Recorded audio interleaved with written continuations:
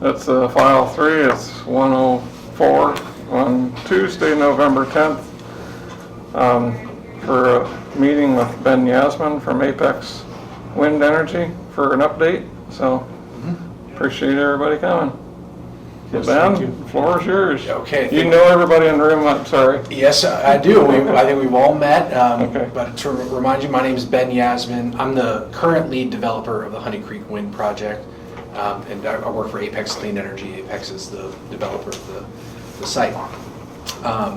So yeah, I wanted to schedule an update. We try to make it a regular occurrence, so we update not only commissioners but township trustees at least on a quarterly basis, and it's actually been about 5 months since our last meeting was in June.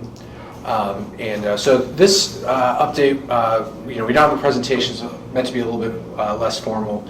Unfortunately, I'm the only one who could be here today. One of my colleagues is trapped in transit. So, but that being said, quickly review where we were in June when we last presented.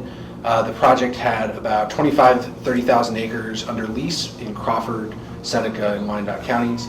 And our goal at that point was to get to a point in the fall where our leasing turns to putting turbine points on a board and doing kind of like last end stage evaluations on those sites, proving them out through additional leasing in many cases, and then ultimately getting to the point where we have an array that we're willing to take to the state to permit, and state permitting to review, a rigorous year and a half long process through the Ohio Power Siting Board, kind of worthy of its own conversation on its side. But that was kind of like our goal in 2020.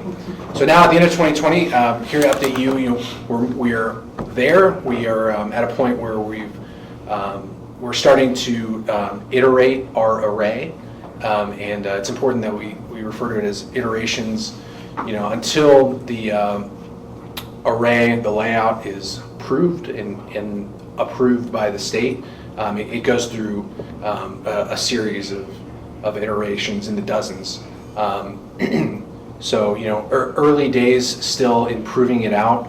But with the land that we have under lease, we are able to look at a lot of sections, and I brought a map here we can look at, especially in northern Crawford County, where there's significant land grouped together, and we can start saying, okay, in the corner of this field or that field, we think that there's space for a turbine. We might need to approach an individual neighbor or two in order to secure the setback waivers necessary for that turbine. But that's really kind of where the project is. And what that means in terms of overall development is that we've moved from a broad canvassing effort to see who in North Crawford County would be interested. And we're now focusing on individual turbine location, potential individual turbine locations, I should say, proving them out and zeroing in on what will ultimately be the project's design. And so I've been going around to townships. I think I've hit all the Crawford County townships in the project area in the last 2 months to give them this update. At the township meetings, we talk a little bit more about the exact studies that we're going to be doing. Wetland delineation and cultural shovel testing are noteworthy because it represents a move from broad site evaluation of environmental species to specific in-field physical testing. So township trustees usually want to know, like, when we're going to be out there. They get a lot of calls. They're like, somebody's in such and such field. I don't know what this is about. Yeah, we get those calls too. Yeah. Okay. So we can talk a little bit more about that. We always have our survey crews notify the sheriff that they'll be on the roads, and they always mark their vehicles and have, they wear their safety vests. And then we basically just tell them, it's important that you're forthcoming with who you are and what you're doing, but if citizens want more information about the project, they need to call a project developer rather than, to ask the biologist in the field. So typically those calls get funneled to me, and haven't had very many this year, knock on wood. That's kind of the overall update. We have, we're zeroing in on a site plan is the long and short of it. Where this goes from here, we would complete our studies over the winter and into the spring. Wetland delineation in particular has a seasonality component to it. It has to be conducted during the planting season. While that's not exactly defined, you can imagine it means February or March, not January or December. And so we would finish our site evaluations, be able to be comfortable enough with a site plan that we can take it to the state in the first half of 2021. Let's just call it June 1st. And so that puts us at the end of 22, getting out of the state permit, with the permit in hand, our state permitting process with the permit in hand, building in 23, operational by the end of that year, or perhaps 2024, depending on, how the schedule shakes out in that time. But that's, I think, largely in line with what we reported in June, and we'll, continue to keep you in the loop. But, there's a unique element to wind projects that they require so many leases. The leasing and design very much has to happen sequentially first, and then take that to permitting, and then with the permit we can move forward. So it is important that we keep an eye on these short-term milestones as well as the overall project schedule. So the only other project update I want to share with you all is that we have launched a community grant program as well. We're looking for opportunities to prove that we're a good neighbor and that we're investing in the communities that we're working with. Community grants are typically geared towards organizations like the Boy Scouts and Cub Scouts, the Girl Scouts, and try to focus, ideally would be supporting STEM activities. Perhaps a church group wants to go to the astronomy lab, at the university, we can provide buses or something like that. But it is meant to be kind of broad, and so we've solicited some proposals from local groups. Haven't launched any yet, but we'll keep you in the loop. And if you know of any groups like that might benefit from a specific activity funding, we would certainly like to hear about it.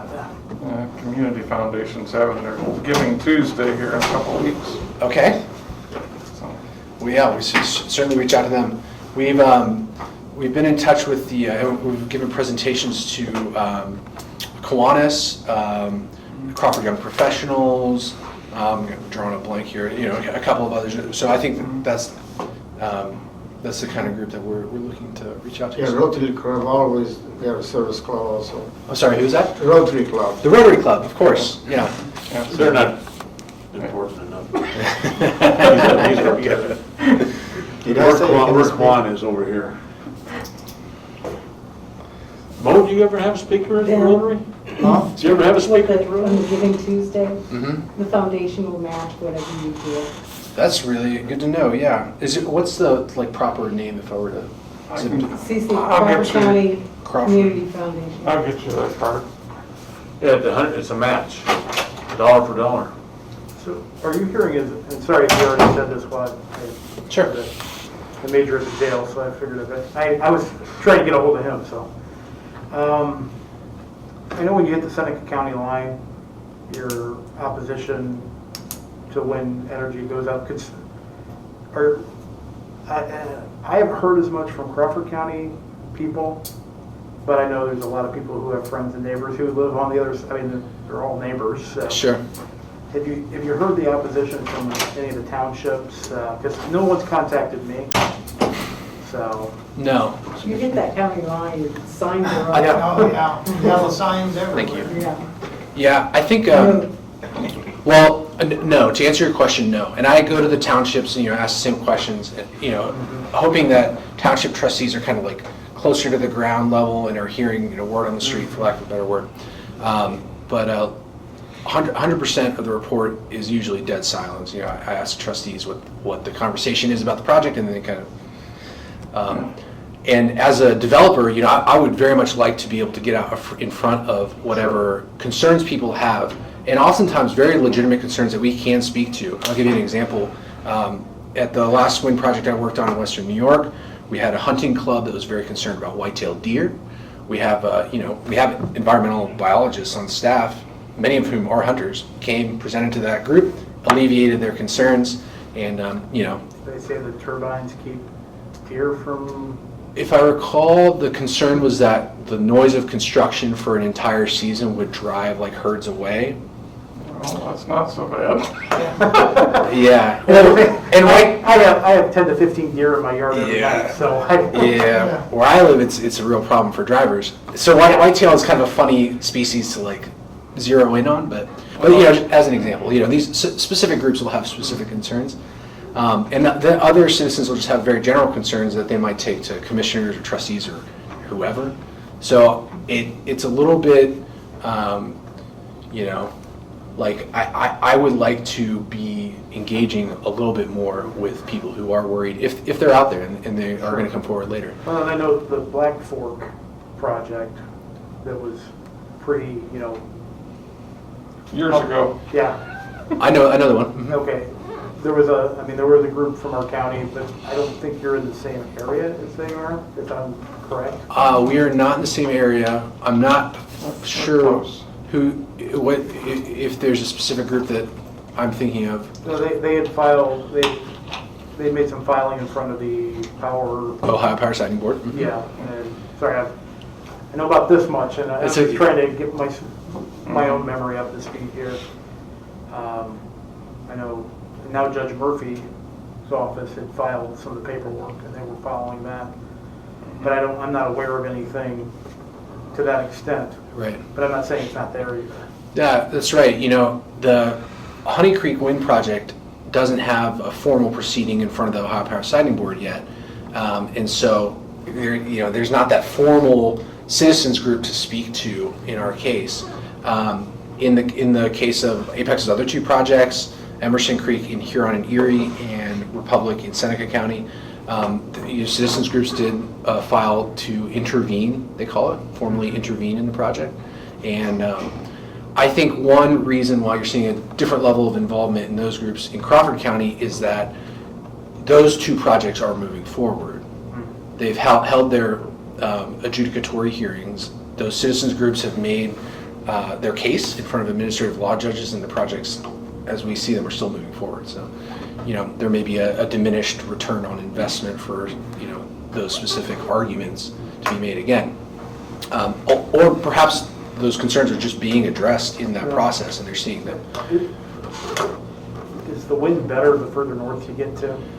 Marginally. Right? Mhm. 'Cause I know you walk on Bowling Green's campus, you get blown over. So, but we're talking. There's the lake has a significant Sure. effect on the wind. How There- tall are these things? That's a good question. Let me finish answering this question first. So there's a lot of publicly available wind information out there. If you Google Ohio wind resource, there's like NOAA maps, and you can see kind of like I think This- I've seen this- those before, but it's been a while. so- this part of the state is the best wind resource in the state. The lake being a flat backdrop kind of pulls the wind across. There's no mountains or anything to stop it. Okay. So your question was the height of the turbine, and I'll broaden the question to just speak to turbine model in general, because that is a very big variable in the project's design. Turbine tech, since I started with Apex in 2016, the turbines we were looking at back then were 550 feet taller, a little taller, and producing 3.45 megawatts. The turbines that Republic and Emerson are considering are 675 feet tall tip height and producing 5.5 megawatts or 5 megawatts. So there's been an incremental increase in blade length primarily in the disk space of a turbine and also the capacity of a turbine to produce electricity. Can you give us a reference point? Because Sure. I don't know what Well, 600. what's Winford's? Yeah. Winfords are probably a megawatt and a half or 2 megawatts. But in terms of height, 200, 300 feet. It's really hard to tell the difference when you're yeah. when you're standing on the ground. We have to produce visual. I don't want to misquote the title of the report, but a visual report that takes real images of the project space from representative angles, and then superimposes the turbines that we're proposing on that image, right? So you could see, like, if you're standing at the Winford School looking north into the project space, which of these turbines we're proposing could you even really see, and what would they look like? We regularly have to do this for multiple turbine models at slightly different heights, and the difference is imperceptible. You can't stand on the ground and tell me that's 400 feet versus 450, right? Sure, well, and I didn't have a reference point, okay, what's a Yeah. two-story building, I don't. Yeah. I was just at the, 16 feet. She knows. I mean, it's approximately 8 foot per story. yeah, I was just at the the wind farm going up Scioto Ridge in Kenton, is that right? Yeah. Does that sound right? It's under construction? I think so. Those I know are, They already have some. up to- they have some up, yep. Those are at 500 feet. So if you drive out that way, that would be a good, So, a How about the couple one weeks down in ago. Harvester? sorry? How about the one down in Harvester? I'm not sure. I don't know, I just know because I was at the Scioto Ridge construction, The yeah. Harpster one, that's a privately owned one. I don't know how big it That's is. the farm. It's The, there. yeah, it's there. It's a Yeah. big- Well, When you. I stopped and I parked and Yeah. I recorded it because everybody talks about how noisy they are. The crickets It's are not. louder than the Right. wind turbine. Yeah. I agree. Yes. That's my Unless experience. they're squeaking. When The ones at Winford were squeaking for a while. What I took away from you, last meeting we had with you, was, I thought was impressive, that when it's all done, it's only half acre. That's right. Because I had people ask me, I said, it's only half acre, and they still have their sheep around there, their cattle around, and the corn. But when it's all said and done, it only takes up a half acre, and that's pretty impressive. You're farming the wind. That's right, yeah. For a farmer to host a turbine on their land, it really means giving up very little production space. Right. It means a guaranteed income through the lease. There's a lease provision that guarantees payment. So it's an assurance for them, I think. Which I thought was impressive, half acre. And so that person I was talking to didn't know that either. He was thinking huge. I said, it's only half acre. Yeah. One comment that I've heard from a couple of volunteer firemen is they're concerned about life flight being able to navigate around these. And I remember years ago talking with a representative from Life Flight, I forget which company it was, and they said, we're professional pilots, we know where these things are at. How do they keep from running into power lines, buildings, Yeah. trees anyway? I mean, most of those guys are like combat veteran pilots. I know. That's what I mean, Roads yeah. between the And- road. And when I was on the fire department, we were trained if we need a landing site at night, we park the trucks with the headlights pointing together, this is your landing pad. Sure. So the people on the ground already are prepared. So that argument about the life flight not wanting to land around these things, I don't know if that still stands or not. Well, I think, a life flight pilot would be the one best able to answer the question. But I can tell you that our projects all have to, every single turbine in America has to go through a DoD siting clearinghouse and FAA review. And those bodies have, thumbs up, thumbs down approval over every turbine site, not just the project. So every turbine is mapped for pilots, recreational pilots, professional pilots. And I think, those life flight guys, they know where they're landing before they take off and leave. And they have obstructions mapped and usually contingency plans around them. We, as part of our Crawford's alternative energy zone designation, any pilot would require us to work with emergency responders. And Emerson is planning a conference of emergency responders now for their project. And so, there will probably be some takeaway there, lessons learned, and we'll certainly share that with you all as well. But there's a lot, I think, to be said in terms of safety, safely operating these plants. Wind has a tremendous safety record compared to other forms of electrical production. All of our technicians are trained EMTs and trained to take care of themselves, so there's no reason that local fire departments would ever need to climb a tower or anything like that. So hopefully that helps alleviate the concern of the local fire departments a little bit. I still like to worry.